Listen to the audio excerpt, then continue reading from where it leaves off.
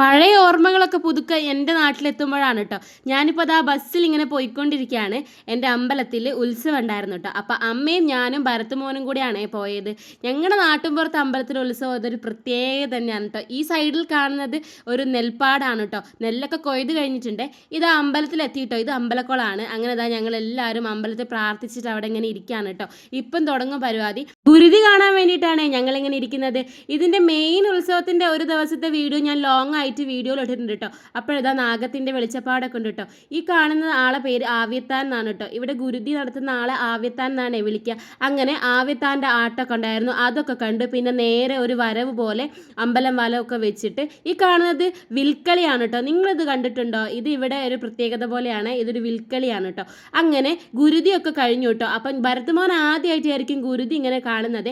ഞാനിവിടെ ഏകദേശം 4 കൊല്ലത്തോളമായി വന്നിട്ടോ. കല്യാണം കഴിഞ്ഞ് ഞാൻ ഇങ്ങോട്ട് വന്നിട്ടേ ഉണ്ടായിരുന്നില്ല. ഇപ്രാവശ്യം ഇതിന് വേണ്ടി തന്നെ വന്നതാണ്.